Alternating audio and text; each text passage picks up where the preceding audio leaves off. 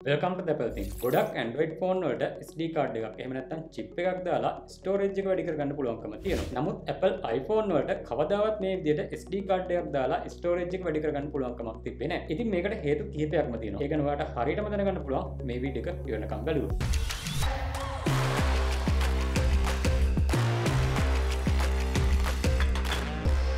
ඉතින් මේ විදිහට iPhone වලට SD card එකක් දාන්න බැරි වෙන්න හදන්න ප්‍රධානතම හේතුවක් තමයි මේකේ user experience එක. Apple සමාගම නිතරම තමුන්ගේ device වලින් user ට දැනෙන experience එක කිසිම අමතර කරදරයකින් තොරව විඳින්න සලස්වන සමාගමක් විදිහට ගොඩක් ප්‍රසිද්ධ වෙලා තියෙනවා. ඒ කියන්නේ සංකීර්ණ දෙයක් සරල විදිහට user ට අත්දකින්න පුළුවන් වෙන විදිහට තමයි Apple සමාගමේ user experience එක ගොඩනැගිලා තියෙන්නේ. ඉතින් මේ විදිහට iPhone වලටත් SD card දාන්න පුළුවන්කම ආවනම් මේ user experience වලට disturb වෙන දේවල් ගොඩක් සිද්ධ වෙනවා. උදාහරණයක් විදිහට iPhone වලට SD card පහසුකම ආවනම් user ට සිද්ධ වෙනවා තමුන්ගේ ෆොටෝස් ඇතුළේ සියලුම ෆයිල්ස් ස්ටෝර් කරන්න ඕනේ කොතනද කියන එක සැරින් සැරේට සිලෙක්ට් කරලා දෙන්න. ඒ කියන්නේ මේක සේව් වෙන්න ඕනේ ගැලරි එකේද එහෙම නැත්නම් SD card එකේද කියන එක නිතරම තෝරන්න සිද්ධ වුණොත් එහෙම නැත්නම් එක සැරයක් හරි මේක තෝරලා තියන්න වෙනවා කියන්නේ එයාලා බලාපොරොත්තු වෙන user experience එකට මේක disturb එකක් වෙනවා කියන එක. ඊළඟට මේ විදිහට SD card එකක් දාන්න පුළුවන්කම තිබුණා නම් මේ SD card එක full වුණාම ඊට පස්සේ තව SD card එකක් මේකට දාන්න ඕනේ. ඒකට compatible brand එකක් තෝරගන්න වෙනවා user ට. ඊට පස්සේ මේකට ගැලපෙන storage එකක් තෝරගන්න වෙනවා. විවිධ brands වලින් මේ iPhone model එකට ගැලපෙන එකක් තෝරගන්න වෙනවා.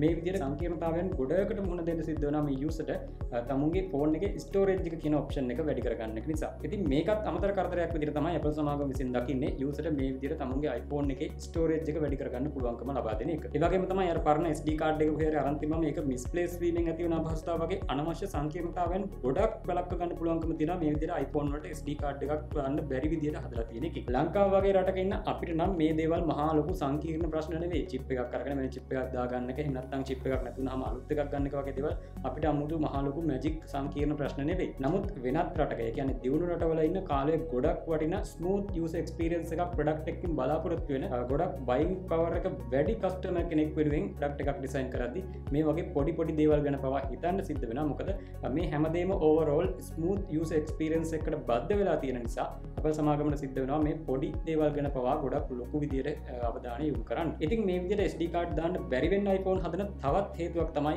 iPhones වල sales වැඩි කරගන්න එක. ඒ කියන්නේ iPhone model එක storage option කිහිපයක් එනකොට මේ ඉහළ storage option එක තියෙන iPhone model එකේ sales එක වැඩි කරගන්න පුළුවන්කම ලැබෙනවා මේ විදිහට user ට storage එක වැඩි කරන්න බැරි විදිහට iPhone එක හදපුවා. SD card දාන්න පුළුවන් වුණා නම් ගොඩක් අය වැඩි storage එකක් තියෙන model එකකට යන්නේ නැති වෙන්න පුළුවන්කම තිබුණා. ඒ නිසා Apple සමාගම ආදායම ගැන හිතලා මේ විදිහට SD card භාවිත කිරීම iPhone වල වැළක්වුවා වෙන්න පුළුවන්කමක් තියෙනවා. SD card එක ආයු කාලය සහ මේවා නිෂ්පාදනය කරන සමාගම් වල quality control එක එකට එකක් වෙනස් නිසා සාමාන්‍යයෙන් user කෙනෙකුට අනවශ්‍ය ප්‍රශ්න ගොඩකට මුහුණ දෙන්න සිද්ධ වෙනවා. බැරි වෙලා හරි SD card එකක් දාන්න පුළුවන් වෙන විදිහට iPhone එකක් හැදුවා. internal storage එකට සාපේක්ෂව SD card එකක් slow. ඉතින් මේ වගේ data store කරන එක iPhone එක overall performance එකට ගොඩක් බලපාන කාරණයක් වෙනවා. SD card එක writing cycle ප්‍රමාණය සීමා සහිත නිසා එක card එකක් අවුරුදු ගාණක් එක දිගට use කරන්න බැරි වෙන එකත් මේ විදිහට එන තවත් ප්‍රශ්නයක්. තව හේතුවක් තමයි මේ විදිහට SD card misplace වීම නැත්නම් SD card එකක් corrupt වීම වගේ දෝෂ නිසා තමුන්ගේ වටිනා photos නැතිවීම ගැන Apple සමාගමට එන complaint ප්‍රමාණය අඩු කිරීම. මොකද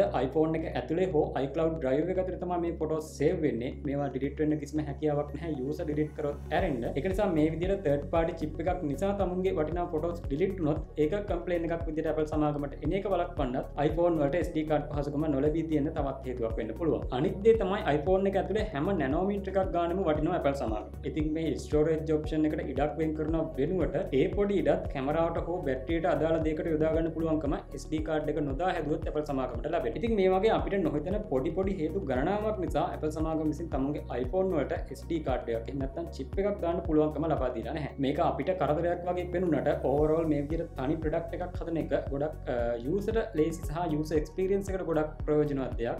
නමුත් ඒක අපි වගේ තුන්වෙනි ලෝක රටවල් වලට ගොඩක් අඩු මුදලකට ෆෝන් එකක් ගන්න තිබුණා නම් ඒක තමයි අපිට පහසු දෙයක් වෙන්නේ. නමුත් දියුණු රටක කෙනෙකුට ගොඩක් පහසුවක් වෙන්නේ වැඩි මුදලක් ගෙවලා හරි user experience එක වැඩි device එකක් ගන්න එක. අන්න ඒ දේ ටාගට් කරලා තමයි Apple සමාගම විසින් නිතරම product එකක් design කරන්නේ. ඒක නිසා මේ විදිහට user ට expand කරන්න පුළුවන්කම ලැබෙන්නේ නැහැ iPhone වල storage එක. මම හිතනවා මේ වීඩියෝ එකෙන් ඔයා ගොඩක් වැදගත් සහ අලුත් දෙයක් ඉගෙන ගන්න ඇති කියලා. මේ වගේම තවත් වැදගත් වීඩියෝ එකකින් හමු වෙමු. එකතුලා ඉන්න. I know where you're coming from. A long road and the money's gone. All the games where you played your part from the very start just to come this far. You should know I believe in you. Every race you run, you're my number one. now I'm bringing